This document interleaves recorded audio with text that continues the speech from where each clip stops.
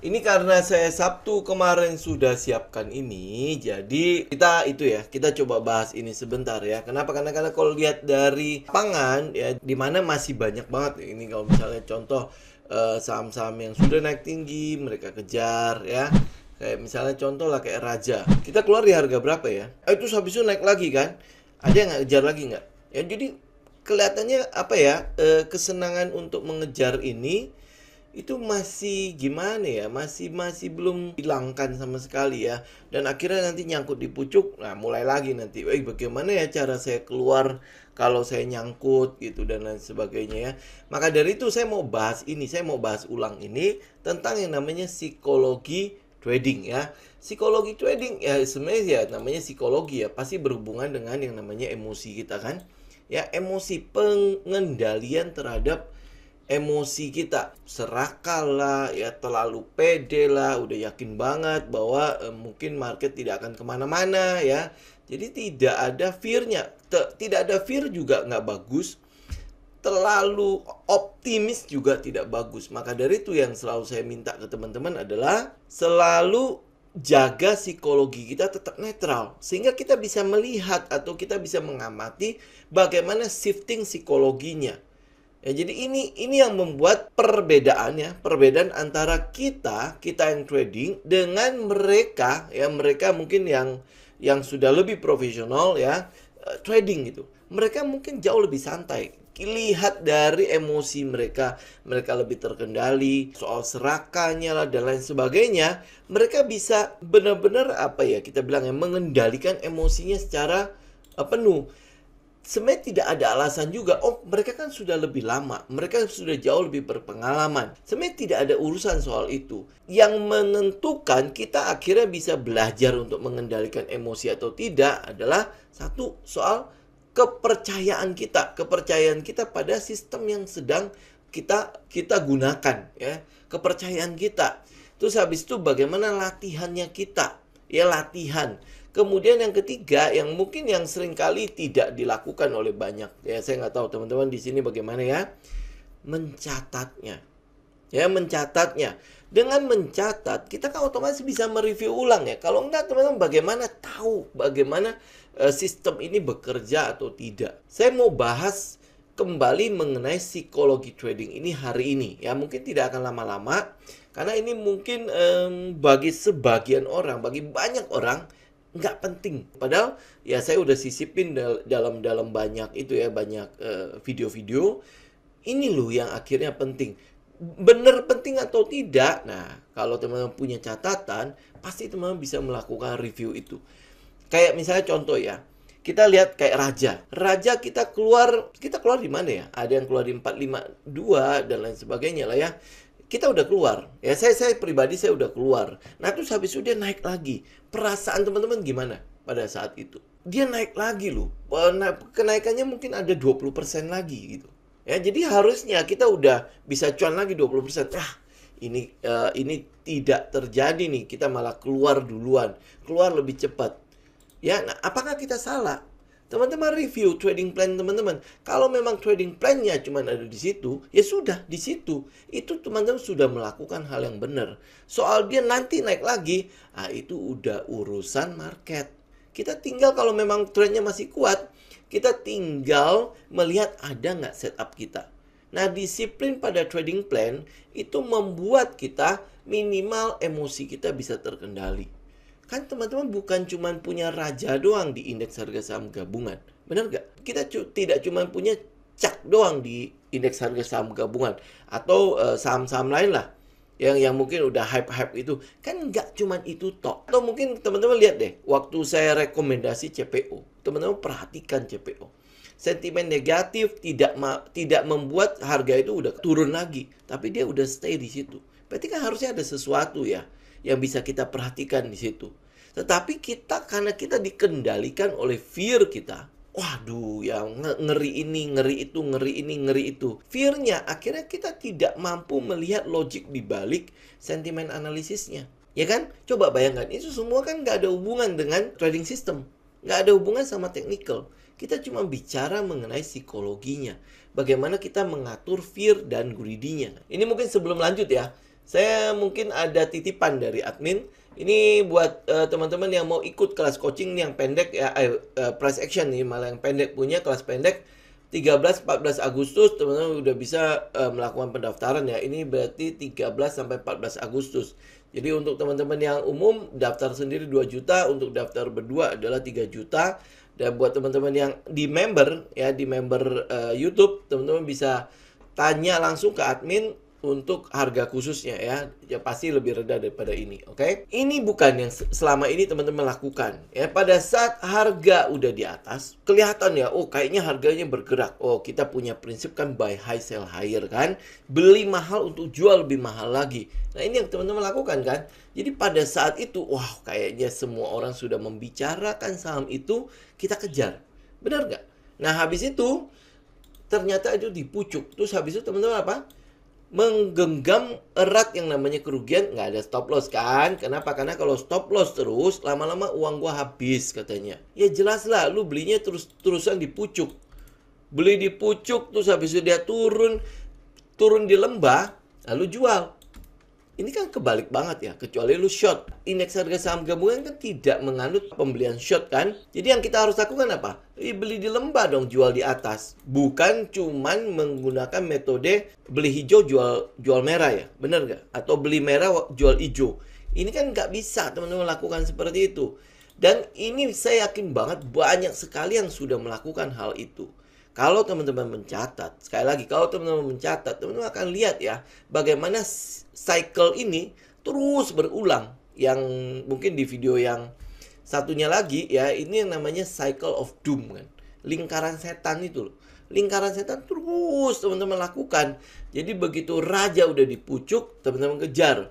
Cak udah dipucuk, teman-teman kejar. Apalagi ya, Temas lah, SMDR lah, apalah yang sekarang lagi hype-hype itu. Itu teman-teman kejar. Terus habis itu berpatokan pada kata ini harus masuk.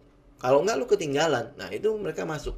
Jadi greedy-nya keluar, excitement-nya keluar. Wah, ini berarti benar nih, harusnya keluar.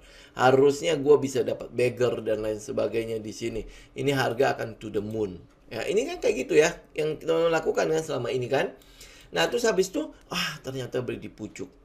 Beli di pucuk terus dibawa turun kan? Terus dibawa turun. Akhirnya fear-nya mulai keluar. Ya fear-nya mulai keluar. Waduh, kalau dia turun terus gimana nih? Bisa-bisa modal gue yang 100% tinggal 20%. Gimana ya caranya ya? Kayaknya gue nggak cocok deh dengan trading. Ya mulai sell. Sell naik harganya. Dan itu teman-teman ulangin terus. Coba bayangkan. Diulangin terus. Udah tahu itu salah.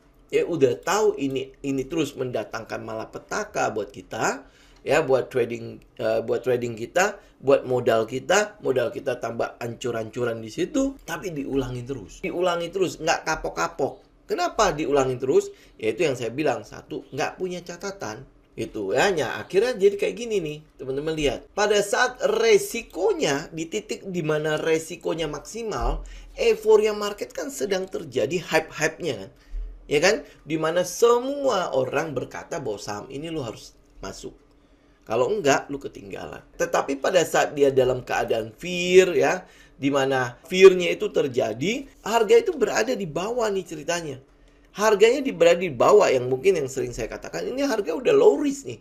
Justru teman-teman tidak berani untuk masuknya. Kalau dia udah dalam keadaan low risk, berarti stop loss kita kelihatan. Tetapi kalau dalam keadaan ya di mana harganya berada di pucuk-pucuk situ, stop loss kita nggak kelihatan. Kenapa? Karena kalau dia jebol, ini contoh kayak Raja hari ini kan udah tegak lurus begini kan. Jebolnya kan bisa jadi begini gitu, ya kan? Nah, itu yang teman-teman kejar malah. Kenapa? Karena dipikirnya adalah ini buy high sell higher. Nah, metodenya kayak gitu lah. Nah, ini yang balik lagi ya. Kenapa saya bilang psikologi trading itu menjadi penting gitu. Dari sini saja kita di luar metode ya, pada saat euforia apa yang teman-teman lakukan?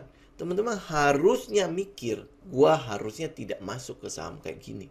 Lihat ke chart, iya bener harganya udah di atas nih. Nah, keseringan orang-orang kadang-kadang gini ya, gua udah lihat chart kok. Ya gua udah lihat chart. Nah, yang dia lihat itu cuman yang chart 7 harian. Cuma ada 7 candle itu. Wah, benar nih, dia lagi dalam keadaan uptrend. Cuma 7 candle itu aja yang mereka lihat. Ya, chartnya dia nggak lihat view-nya sampai gede. Ya, biasanya kalau kita kan sampai 1 tahun kan. Sehingga kita bisa lihat ini sekarang ada di mana harganya. Ya, bisa jadi dia udah di bawah. Ini sekarang udah di sini pada saat euforia ini. Lu baru lihat saham itu. Dan lu kejar. Nah, ini yang kadang-kadang kenapa saya di ini ya, di grup tele ya. Pada saat ada berita apa, saya posting chatnya. Agar apa? Kita bisa lihat. Karena kalau enggak, beritanya judulnya kan lebay banget ya. Judulnya lebay sekali. Sehingga membuat kita, ini jangan-jangan bener nih. Yang tanpa baca dalamnya lagi, udah pokoknya gua hajar aja dulu. Ini yang sering kita lakukan kan ya. Pada saat euforia, oh ini gua harus ada di situ. Gua harus ada. Bukan pada saat fear, dia nongol. Pada saat market lagi fear-fearnya, dia malah kabur. Padahal dia tahu. Warren Buffett ngomong apa? Pada saat orang lagi fear, gua greedy katanya. Pada saat orang lagi greedy, gua fear. Itu maksudnya apa? Pada saat orang sudah tidak berani lagi pada saham itu. Gue malah harusnya hadir di situ. Karena gue tahu pada saat itulah harganya itu biasanya udah di bawah. Ya ini yang kita bilang shifting psikologinya. Kenapa kita mesti netral? Lu nggak perlu harus overconfidence. Walaupun data-data ekonomi Indonesia itu sangat-sangat bagus. Gitu ya, sehingga tidak mungkin ada resesi di Indonesia. Oh, saking pedenya kayak gitu. Ya nggak perlu harus kayak gitu.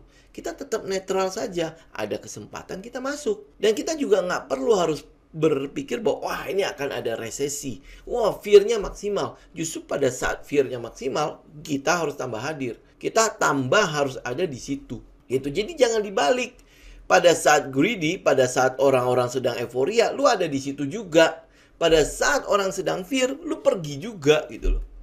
Ya, kapan teman-teman mau menghasilkan uang di situ? Jadi akhirnya ini yang sering dilakukan oleh banyak trader. Pada saat dia kalah, pada saat dia mengalami kekalahan, dia menyalahkan apa? Sistemnya. Banyak kan ya. Pokoknya ini MACD nggak jalan, Bollinger Band nggak jalan, metode lu nggak jalan, dan lain sebagainya. Pokoknya dia nyalain itu deh. Dia pokoknya semua itu orang lain yang salah. Bad system. Sistemnya pokoknya salah. Oke, berarti gua mulai detik ini, gua tidak mau lagi pakai Bollinger Band. Gua tidak mau lagi pakai MACD. Gua tidak mau lagi pakai indikator ini, indikator itu. Gua nggak mau pakai itu lagi. Nah, lu mau pakai apa? Ingat ya, indikator itu diciptakan oleh penciptanya karena si penciptanya itu pernah cuan gede di situ. Tetapi kenapa dia menggunakannya dia bisa cuan? Bolak-balik ya kita bilang kenapa? Karena dia menguasai sistemnya.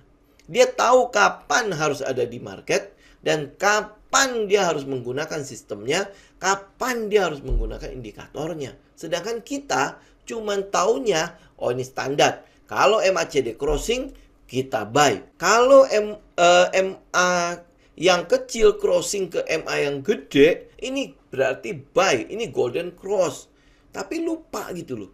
Kalau cuma mati-matian cuma di situ doang, yang teman-teman dapat profitnya itu berapa banyak sih? Masih ingat gak? Sebuah indikator tidak bisa digunakan sendirian. Dia harus di backup oleh indikator yang lain. Ya, belum lagi kita bicara mengenai psikologi marketnya, psikologi tradingnya, emosi lu bagaimana? Oh, begitu crossing, gue masuk di situ. Lu masuk di sebuah saham yang tidak liquid dengan dana gede, betul dia jalan. Tapi yang gerakin siapa? Ya kan ada banyak sekali komponen yang mesti kita sesuaikan. Itu yang saya sering bilang, sesuaikan dengan karakter kita, sesuaikan dengan modal kita. Ambil contoh misalnya, keju.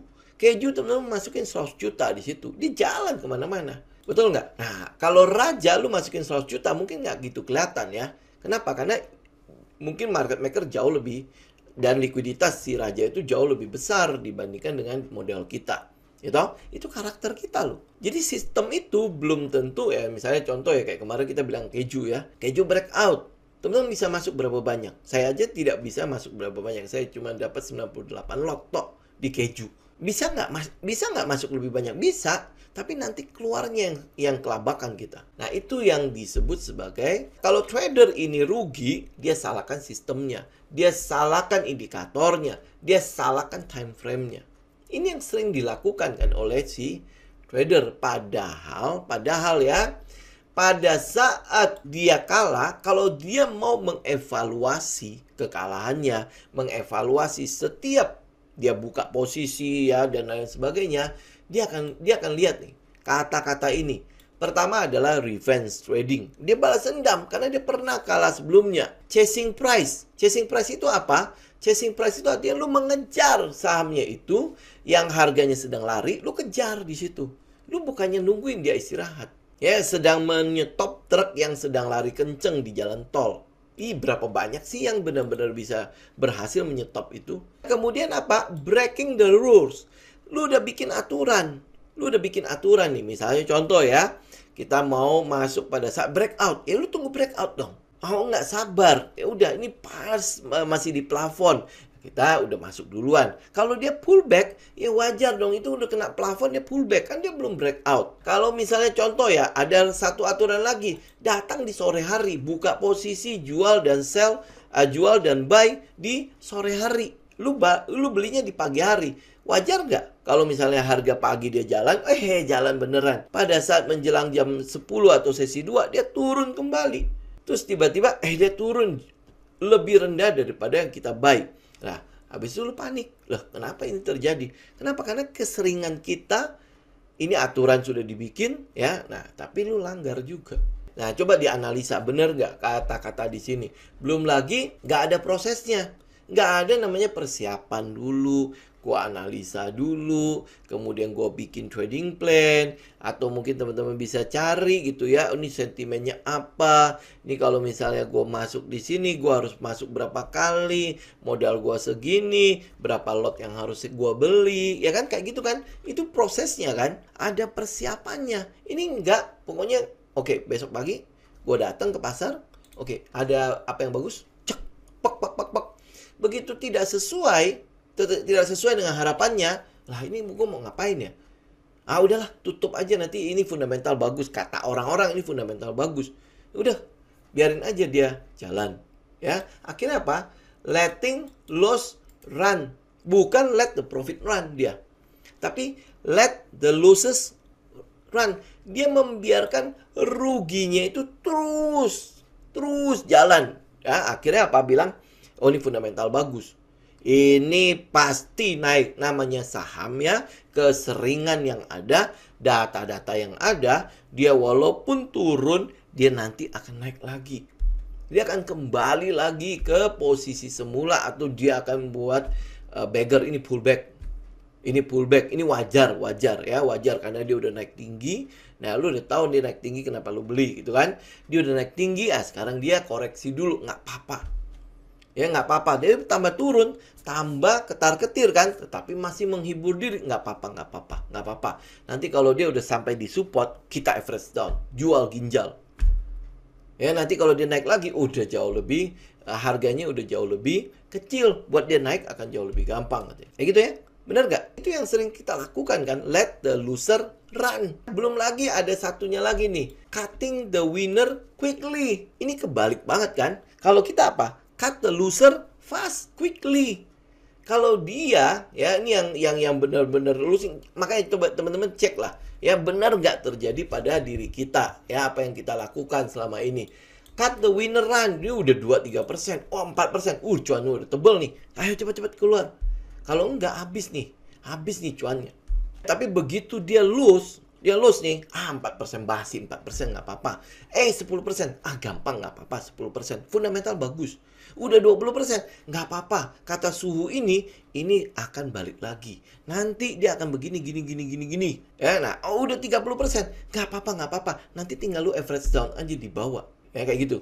Ya, nah akhirnya apa? Ya ini, akhirnya membuat kita tambah habis. Ini yang dibilang satu truk uang pun lu nggak bakalan dapat benar-benar bisa menghasilkan truk-truk selanjutnya. Satu truk, satu rumah, mau berapa ginjal yang lu jual pun habis. gitu. Ini coba direview. Bener nggak kejadian kayak gitu? Kalau bener, yuk gitu ya. Saya ngajak teman-teman untuk mulai berubah. Mulai berubah.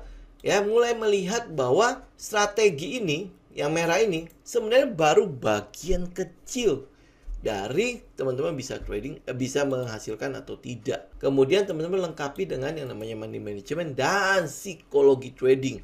Ini saya udah mulai gedein nih psikologi tradingnya. Pada saat teman-teman udah bisa mengendalikan emosi, ya ini yang namanya strategi, teman-teman bisa lihat jauh lebih jelas gitu. Ya kayak saya udah posting di itu ya, di YouTube juga, di tele juga ada ya.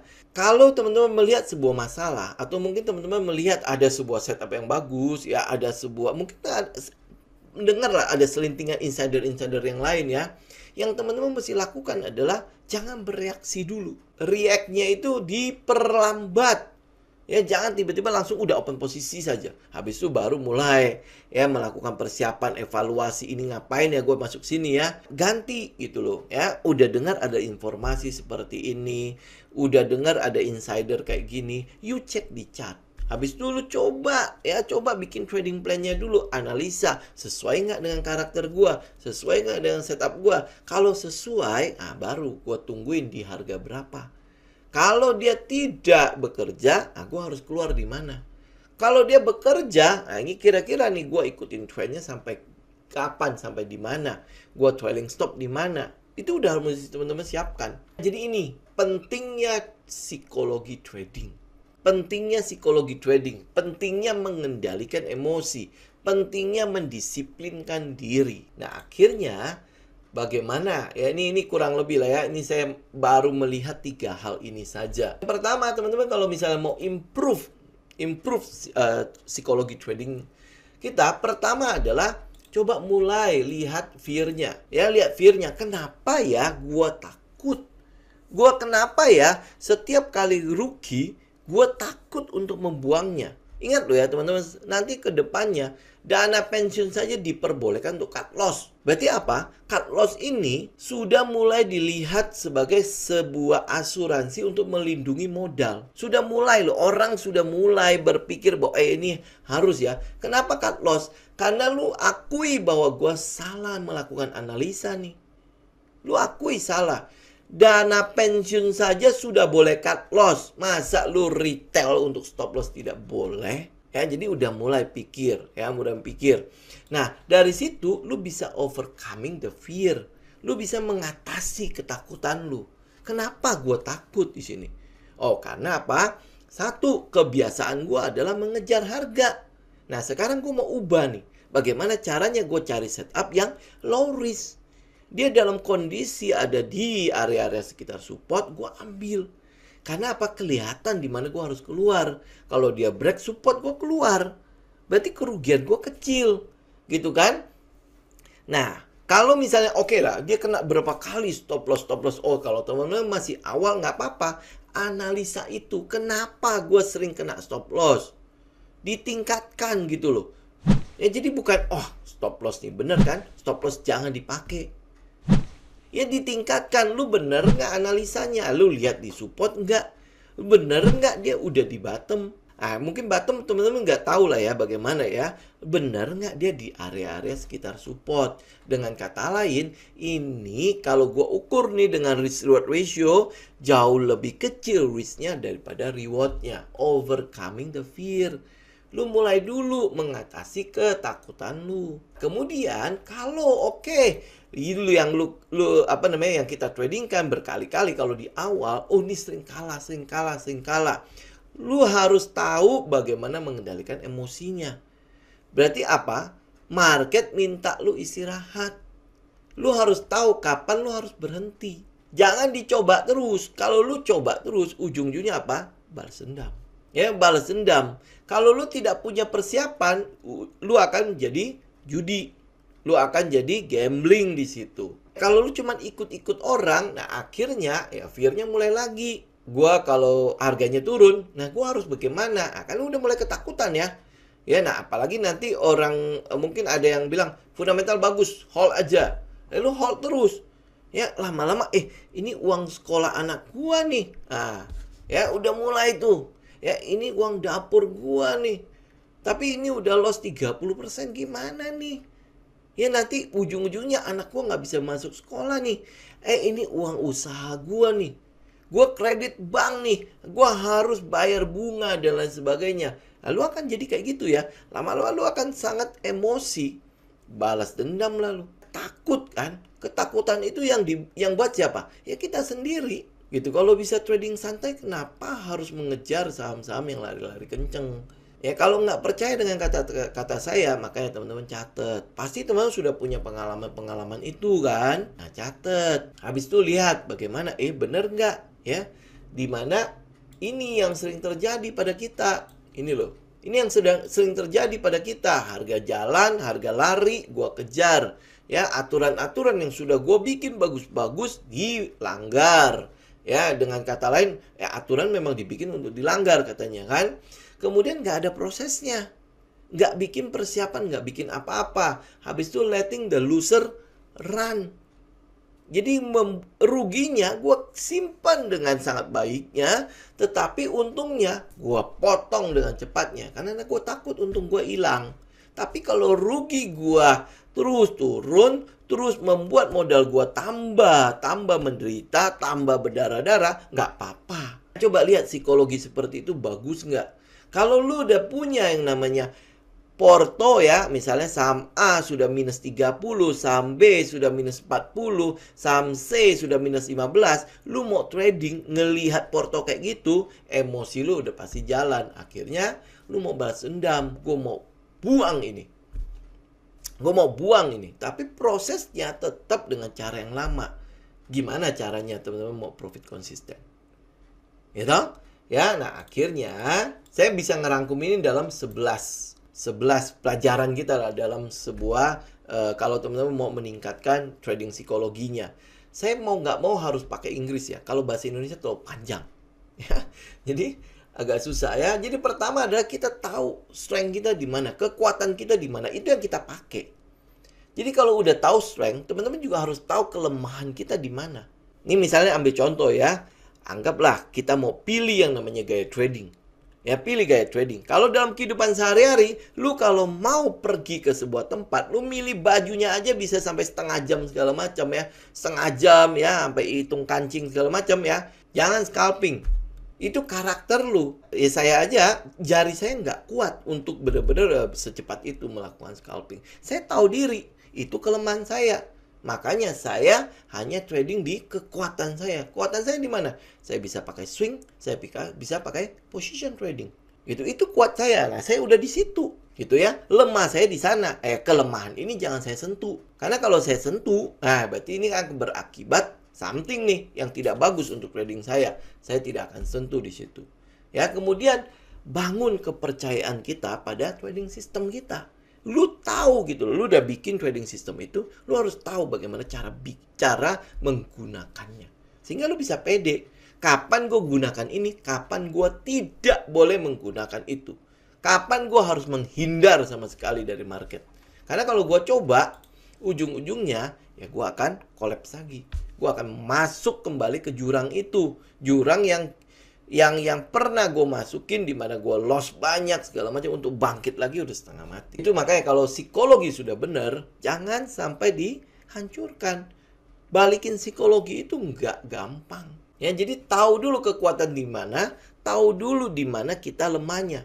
Analisa SWOT tuh, strength, weakness, opportunity, dan threat-nya. Ya, kekuatan, kelemahan, di mana ada peluang dan di mana ada ancaman. Teman-teman udah tahu. Teman-teman harus sudah tahu diri sendiri. Jadi nggak usah peduli dengan market dulu. Jangan, nggak usah peduli dengan marketnya. Belajar tahu diri kita. Ya, lu mesti tahu diri gitu aja gitu.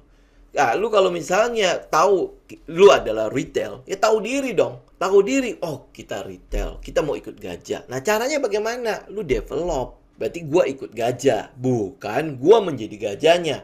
Saham lagi naik kenceng-kenceng ya. Ini kan lagi gajah di dalamnya. Lu tahu nggak? Pada saat saham sedang euforia, itu gajah sedang buang barang. Lu yang nampung barangnya. Ya kan? Nah, lu mesti lihat dong saham-saham seperti apa, pergerakan-pergerakan seperti apa yang boleh gue masuki. Nah, yang keempat adalah know when to take a break. tahu kapan teman-teman harus istirahat, harus liburan. Lu harus tahu gitu loh. Kita nggak dituntut kok oleh market lu harus absen setiap hari. Ini yang sering membuat kita bilang apa ya, kecanduan gitu. Lu kecanduan di sini.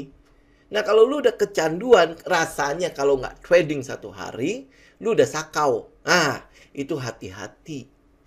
Ya, lu hati-hati. Berarti kemungkinan besar lu tidak akan tahu kapan lu harus break. Makanya lu akan selalu membangun optimisme di pasar agar lu harus trading terus tiap hari.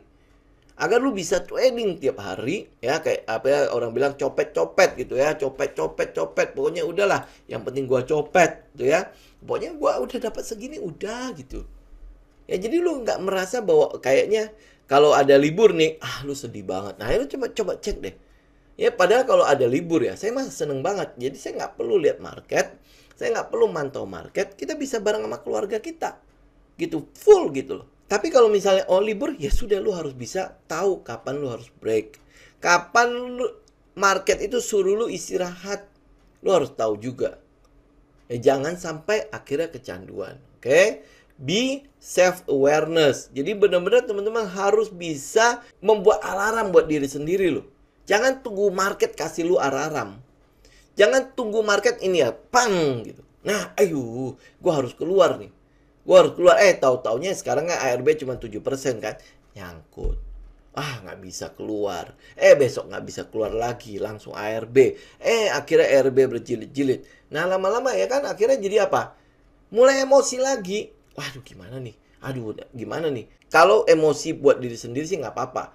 Ngerinya itu adalah orang-orang lain kena imbas emosi kita. Ya kan sering kayak gitu ya. Belajar untuk berubah. Belajar untuk berubah. Sudah tahu setup itu nggak bekerja. Sudah tahu berulang kali lu udah ada di lingkaran setan itu, belajar untuk keluar dari sana. Bagaimana caranya gue nggak beli di pucuk lagi, tapi gue selalu akan beli dalam kondisi low risk. Gimana ya caranya? Lu cari itu. Ya lu cari itu. Kemudian kendalikan lingkungan kita. Lingkungan kita, lu kendalikan. Ya, lu boleh kok masuk dalam 100 grup tele segala macam untuk cari stock pick segala macam, lu silakan, tapi lu kendalikan. Jangan orang bilang ini. Kayaknya dari 100 grup tele ini 80% rekomendasi saham ini nih. Wah, ini berarti gua harus kejar ini. Lu kendalikan mana yang benar-benar lu bisa ikutin, mana yang lu nggak boleh ikutin. Lu keluar dari situ. Ya, lu kendalikan. Itu sebabnya kenapa grup tele saya juga cuma beberapa tok ya. Nah, kenapa dari grup tele yang tadi bisa 2 arah, saya jadikan cuma 1 arah tok. Saya kendalikan aja udah. Gitu. Saya butuhnya seperti apa, teman-teman mungkin butuhnya seperti apa. Nah, ini yang teman-teman cari. Gitu, teman kendalikan. Kemudian deal with stress. Nah, jangan sampai tertekan. Intinya adalah mungkin pernah saya katakan di sini juga ya. Kalau teman-teman dalam kehidupan sehari-hari sedang bermasalah, sedang stres sama anak, sedang stres sama pekerjaan, dalam tekanan, terlalu gembira, terlalu sedih, ya pokoknya lagi ada perasaan-perasaan yang tidak terlalu bagus, jangan trading. Ya, jangan trading. Kondisi seperti itu bisa membuat kita harusnya bisa melihat sesuatu ini ya, sesuatu ya tidak kelihatan. Dan akhirnya setelah kejadian baru, ini harusnya kelihatan ya buat kita ya, tapi nggak kelihatan. Misalnya contoh, ini udah dalam kondisi jenuh beli, ya lu masih hajar juga. Ya ini kan udah di atas nih berarti kan, ya lu hajar juga. Ini dalam kondisi belum netral nih. Ceritanya ini masih dalam kondisi jenuh beli, masih di atas gitu ya. Kita hajar. Habis itu, ternyata gua ambil di pucuk. Nih, misalnya kayak gitu-gitu ya. Jadi deal with your stress ya. Jadi kendalikan semua tekanan-tekanan kita. Jadi masuk ke market netral posisinya. Psikologi kita netral. Teman-teman habis untung gede, coba kendalikan. Jangan sampai nanti greedy. Habis untung gede, coba aja mulai liburan dulu lah. Nikmati keuntungan itu. Nanti udah netral lagi, masuk lagi. Gitu. Mungkin habis cut loss ya, mungkin habis stop loss. Jangan trading dulu, kendalikan dulu. Nah, mulai netralin dulu psikologinya, masuk lagi. Jadi pinpoint your emotion. Teman-teman tahu gitu loh, trigger-trigger yang akan membuat lu emosi itu di mana. Lu udah kayak punya tombol stop. Ini emosi nih, tek, matiin. Tek, ini lagi emosi nih. Gua harus ngapain. Jadi teman-teman udah tahu switch-nya di mana. Kemudian develop routines. Ya, ada rutinitas yang teman-teman bangun. Gua harus misalnya contoh ya, teman-teman bangun jam 5 pagi. Apa yang teman-teman lakukan? Ya gue cek berita dong, gue cek berita, gue cek global, gue cek regional, kira-kira gimana ya cuacanya. Kemudian gue coba cek lagi, recheck lagi trading plan yang sudah gue bikin di malam sebelumnya. Ini kira-kira oke nih ya, udah posisi udah oke belum ya. Nah, oh ini ada kesalahan nggak, ada tambahan nggak, ada sesuatu yang harus gue recheck nggak ya. Nah, ada rutinitas yang teman bangun. Ya, rutinitas yang mungkin yang sering kali dilupakan dalam trading adalah olahraga. Ya jangan lupain itu juga. Kenapa? Karena teman-teman trading itu cuma duduk doang. Cuma duduk saja. Itu sesuatu yang tidak terlalu bagus-bagus banget. Jadi bangun rutinitasnya. Gua harus melakukan persiapan. Jadi ada aturannya loh. Gua kalau misalnya mau melihat sebuah atau membuka sebuah posisi, ini yang harus gua lakukan. Di 1, 2, 3, 4, 5. Ada rutinitasnya. Nah, rutinitas ini akhirnya menjadi habit kita kan. Habit itu lu bisa jadikan itu mendisiplinkan kita nggak kalau misalnya melakukan trading. Kemudian challenge your idea. Lu dapat nih, kayaknya ya kalau trading system ini gue tambahin ini ya. Ini kayak ada sesuatu yang mungkin akan menghasilkan sesuatu yang berubah. Challenge itu. Gue backtest itu. Karena bikin trading system aja itu setengah mati. Ya, saya harus akui loh. Kenapa? Karena kita bikin trading system itu setengah mati. Termasuk dalam hal ngajar. Teman-teman bisa lihat lah dari batch 1 sampai sekarang ya. Bagaimana ya caranya gue nyampein apa yang di otak gue itu di mulutnya sama dengan apa yang teman-teman terima. Itu kan challenge your idea kan. Nah habis itu challenge. Misalnya gue mau datang cuma di sore hari. Lu challenge dong. Lu cuman akan datang jelang penutupan. Lihat marketnya.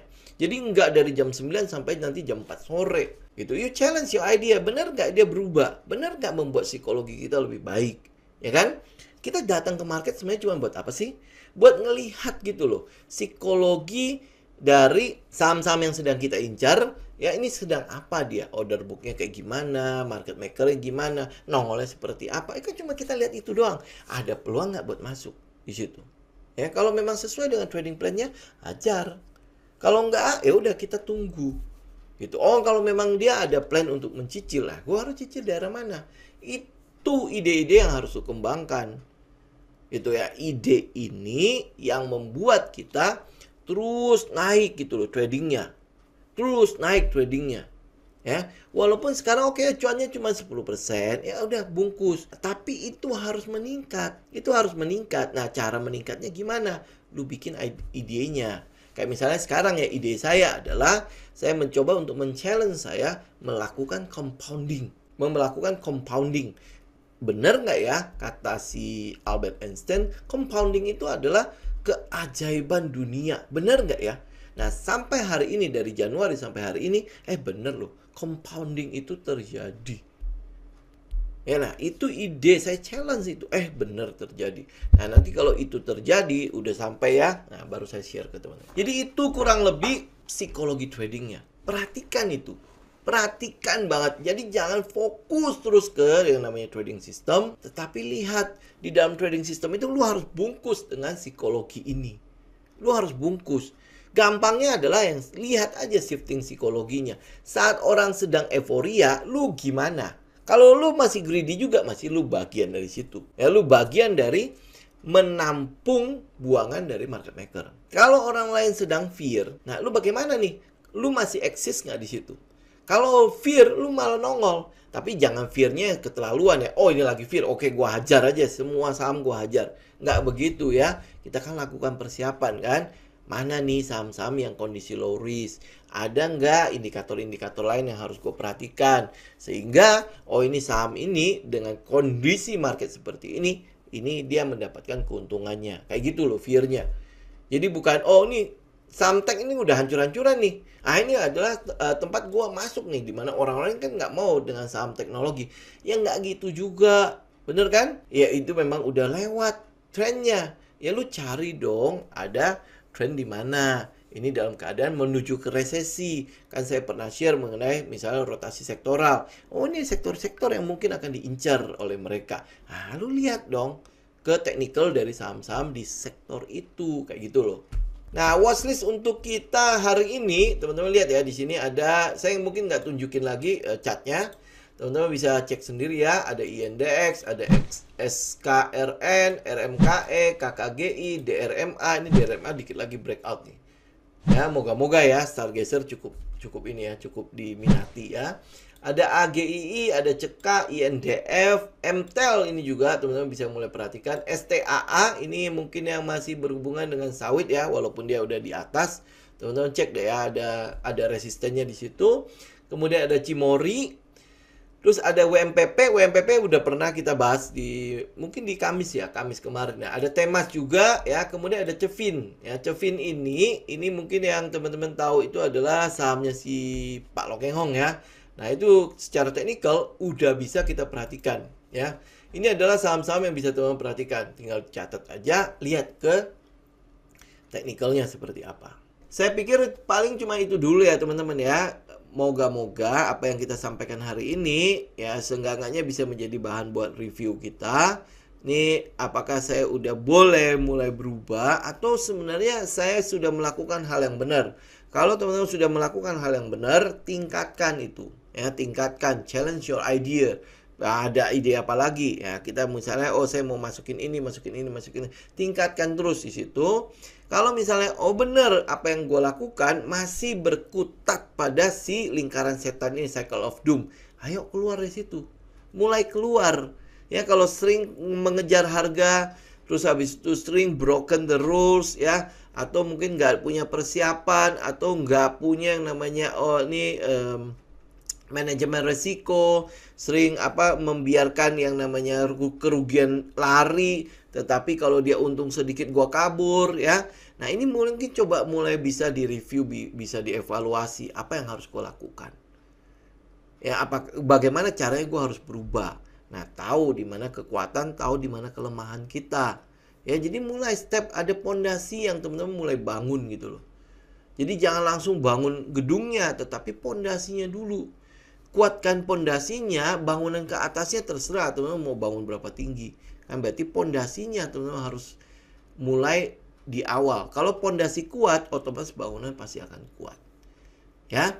Oke, semoga bermanfaat. Kita ketemu lagi nanti di hari Kamis ya. Teman-teman tinggal cek kembali apa yang sudah menjadi watchlist kita. Ini ya.